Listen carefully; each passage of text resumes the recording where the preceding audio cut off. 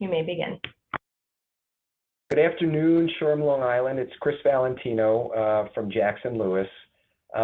Good to be talking to you this month. A couple of housekeeping items before we start. Hopefully you are all registered to attend the annual conference coming up on Friday, May 5th. It should be a terrific event. I'm thrilled because it should be a nice day, and I usually do the afternoon session and nobody stays. So now I get to do the morning session, and I actually may see people at my lecture. So it'll be good. We'll be talking about the first 105 days of the Trump administration. So you know, buckle up. It has been some ride, and we'll have some fun with that. In any event, today what we're going to be speaking about is sexual orientation discrimination. And if you have been reading and paying attention to any of the, you know, the advanced sheets or the case law that's come out, you will have seen that this has been a huge issue on a federal level. Recently, the Seventh Circuit just came out with a bit of a landmark decision arguing that, or at least holding that sexual orientation should be, you know, considered sex discrimination under Title VII. So this is a big deal on a federal level. In New York, it's always a big deal when the federal level when the federal law gets interpreted a little bit differently. So we wanted to spend, you know, today's session just talking about the ins and the outs of this decision and making sure that that the Long Island employer is versed with what has happened, and, you know, certainly prepared for, you know, additional claims that we may see here on Long Island.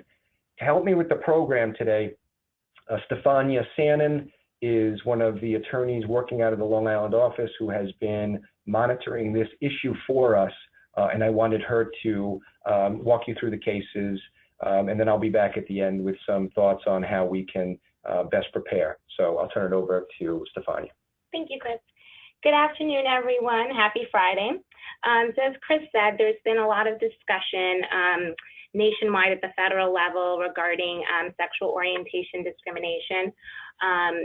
As you know, about a year and a half ago, the Supreme Court legalized gay marriage. And so this, you know, has continued the discussion about rights for individuals who identify as being homosexual. I'm just going to take you right to the case law in continuing with that conversation and relay what's relevant on the at the federal level and both at the state level. All right. I think I might have screwed that up. Just resume slideshow from current slide. Oh, okay. That's the voice of God right there. So as Chris just mentioned, there's been a historic decision in the Seventh Circuit, Hively versus Ivy Tech Community College. In this case, the Seventh Circuit, this is the first federal court of appeals to hold that sexual orientation discrimination is covered by sex discrimination under Title VII.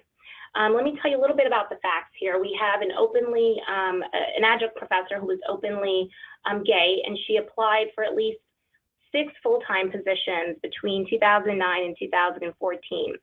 And all of her applications were denied. She also, what led to, I guess, what prompted her filing of her EEOC charge was the fact that her part-time contract for the adjunct position was not renewed.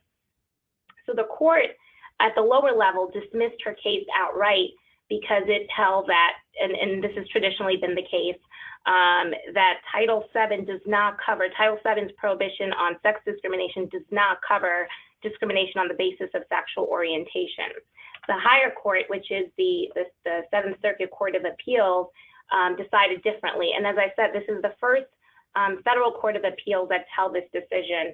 And it based its decision in part on several things. It kind of went through the history a little bit of Title VII and acknowledged that the Congress did not have sexual orientation in mind when it initially drafted the statute. And that this is something that is more recent. The legal landscape has changed, especially in light of the Supreme Court's decision legalizing gay marriage. And it kind of broke down several approaches to discrimination and compared it to traditional theories of discrimination and said sexual orientation discrimination fits within each of these theories. So let's start with a comparative approach. The court held that holding everything, all else equal, if Professor Hively here had been a male and her partner had been a female, then she is alleging that she would have been treated differently if that was the case, and that's your comparative approach. The court also held that based on associational theory, which is traditionally Title VII covers individuals who have been treated less favorably on the basis of the protected category of the person that they're being associated with. So the case that the court relied upon in using this example, or in relying on this rationale rather, is the Loving versus Virginia case, which prohibited states' ban on interracial marriage. And traditionally, what was going on there was that states were discriminating against individuals on the basis of their choice on the protected status of the person that they were choosing to associate with. And here, the court says it's the same thing, right? With an individual who identifies as being homosexual, we are choosing to treat them less favorably because of their association with someone who also identifies as being homosexual. And the court also tapped into the broader discrimination policies that have been going on in the area of sexual orientation discrimination. Primarily, the court discussed the landmark decision in 2015, where the court held that homosexual individuals have a fundamental right to marry. And so in light of this, it doesn't make sense to hold that sex discrimination under Title VII does not include sexual orientation discrimination. So that takes us to, that's at the federal level. But what's going on in New York, which is much more applicable to Long Island employers.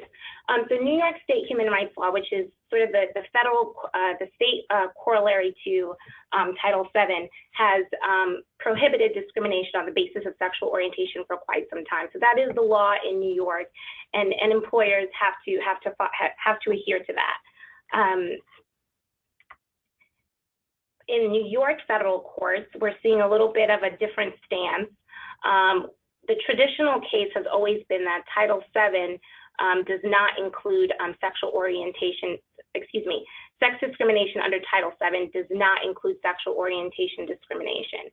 And we see that in some recent cases in the Second Circuit, they've actually not gone the way of the Seventh Circuit. They have held on to tradition and their precedent and continued to hold that Title VII does not include, Title VII's prohibition on sexual discrimination does not include discrimination on the basis of sexual orientation. And we see that most recently in the Christensen versus Omnicom Group case. This is a Second Circuit case in which an ad executive alleged that his employer discriminated against him on the basis of sexual discrimination. The allegations ranged quite a bit in terms of what he states that what he claims he experienced in the workplace. But I've laid out some of the examples here. So one of the allegations is that his supervisor drew pictures of him in sort of like in cartoon characters, prancing around in tights. He circulated posters of this employee clad in a bikini and referred to him as effeminate to his coworkers. Ultimately, the district court initially dismissed the case, stating that, again, Title VII, which has traditionally been the case, Title VII does not cover sexual orientation discrimination. However, at the Second Circuit level, the court was consistent with the lower court's ruling that it's true that Title VII does not cover sexual orientation discrimination, but there is another theory that individuals like Mr. Christensen can pursue their claims, which is gender stereotyping theory under sexual discrimination.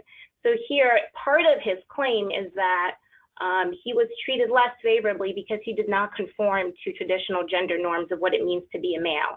He was effeminate. And so the Second Circuit held, I think the takeaway here is that even though at the federal level we can't pursue a sexual orientation discrimination claim per se, An individual like Mr. Christensen can still pursue a claim if he is claiming, in part at least, that he is being treated less favorably because he does not conform to gender norms. And then the other takeaway I wanted to share with you is that the concurring opinion in Christensen also stated that when the appropriate time comes, they would be willing to revisit the legal issue here, which is the central legal issue here is whether or not sex discrimination under Title VII covers sexual orientation discrimination. So we see, I think, a little bit a chipping away, especially we've already seen it at the Seventh Circuit, but here in the Second Circuit in New York, we certainly see a willingness by the court to entertain sometime in the future an overturning of its precedent. So it's something to bear in mind. The other case I wanted to share with you today is Zarda versus Altitude Express, which is a skydiving company here out in Long Island located in Calverton. So I thought it was particularly relevant. And here the plaintiff alleged that he was discriminated against on the basis of his sexual orientation again. The incident in question that sort of provoked the claim, he was assisting a customer through a skydiving routine. The customer was there with her boyfriend. During the course of that skydiving experience, Zarda disclosed to the customer that he was gay and that he was going through a breakup. After the skydiving experience, the boyfriend of the customer called Altitude Express and complained about the experience, stating that Zarda was inappropriate and should not have shared with his girlfriend that he was gay. Right after that, the employer, Altitude Express, actually fired Zarda. It claims that it fired, the position that the company holds is that it fired Zarda because of the customer's complaint. The customer alleged that he did not have an enjoyable experience, or his girlfriend rather did not have an enjoyable experience because of his oversharing about his personal life. Another allegation that I thought that was particularly relevant is that he also complained about his employer criticizing him for wearing pink at work and polishing his nails pink. Ultimately, the court actually held that, again, Title VII does not cover sexual orientation discrimination. But the interesting thing to note here is because, just as I noted, New York state law does cover sexual orientation discrimination, and that claim went all the way to a jury. Ultimately, the jury did side in favor of the employer, but it was quite a costly endeavor to go all the way to the jury, to go all the way through a full trial on that claim. And the reason why they ultimately sided it in favor with Skydive Long Island is because there was a legitimate business reason presented, right? Customer complaints are still a legitimate reason for issuing an adverse employment action here. So I think that's the takeaway, that we have to, if we're going to take adverse employment action, we have to make sure that there's a legitimate business reason for it. And that sort of takes us to the takeaway point. Sure. So thanks, Stefania. What we're seeing is, obviously a frustration on a federal court level with Washington, and an inability for Congress to pass any legislation that would amend the federal law here, Title VII. The proposal or the bill to add sexual orientation to Title VII has been kicking around Congress for 8 years, and nothing has happened. And I think the Seventh Circuit case was sort of a referendum saying, look, something needs to be done, and the Seventh Circuit went out and took the lead on it.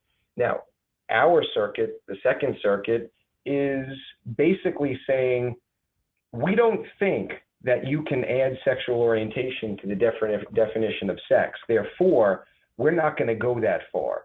But we too believe that this is a cause of action worth pursuing. So the theory that the Second Circuit continues to use is the stereotyping, right? It's the one that emerged from the Supreme Court decision in the 1980s. It was involving Hopkins versus PricewaterhouseCoopers, and basically requiring an employee to comply or to conform to sexual stereotypes is sex discrimination in and of itself. So you have a lot of tension in the federal courts right now on this specific issue. For any of the employers on this call, if you are multi-state and you are in different jurisdictions, be understanding that the circuit that you may be operating in may find the exact opposite of what the Seventh Circuit did and ultimately what New York did. Now, I think that this development is ultimately on a crash course for a decision at the Supreme Court. Now that we have 9 justices, I think it will be granted cert, and you will probably hear whether or not a case on whether or not sex discrimination under Title VII incorporates sexual orientation, gender identity, gender transition. You will probably hear that case within the next 2 years, which is, I think, is a good thing, because the way we're going now, Congress is not getting out of its own way, and it's not going to be able to pass any legislation. So it's a nice case for us to use to say, look, the law is expanding, but do not take this as a limited expansion. As long as I've been working with SHRM Long Island, I have constantly told you that courts are looking for ways to spread protected categories to cover situations of unfair treatment and inequity. We see it a lot in the area of workplace bullying. It's not based on a protected characteristic, but there's something wrong with it, and courts and juries are finding against employers in those areas. Be conscious of the fact that it is not just an express law that we're applying to our workplace. And as Stefania indicated in the skydiving case, the saving grace for that employer under the New York state law, which was dealing with sexual orientation, was the fact that the employer was able to assert a business justification for the decision, the adverse decision it made against that employee. So if I were in person, you would throw things at me, but we're not, so that's good. I reiterate to the people on the phone, if we want to practice good human resources law, and we do not want to get caught up in these types of litigations, remember the 3 things that you need to do. Deliver a business justification for every decision that you make in the workplace. All right, take a step back. Why are we doing this? Force your managers and supervisors to tell you, how does this decision relate to the job? That's number 1. Number 2, do you have documentation that supports that business justification? It is not okay to just live with testimony. If you live with testimony, you will be like the skydiving case where you will go through a jury trial. And after $200,000 of legal fees, you may win. But is that really a win? All right. And finally, make sure that your application of your policies and your practices is consistent throughout your workplaces. If you have business justifications that are well documented and consistent in like situations, we are going to have a very strong defense to any discrimination claim, just even if it is an expanded definition discrimination claim, right? I look forward to seeing you next Friday. As always, thank you for supporting the webinar. We'd certainly love to hear your feedback on how we're doing and whether or not you're enjoying these lunch and learns. So certainly send those comments to SHRM Long Island. But enjoy the beautiful day out there, a great weekend, and we will talk to you soon. Bye-bye.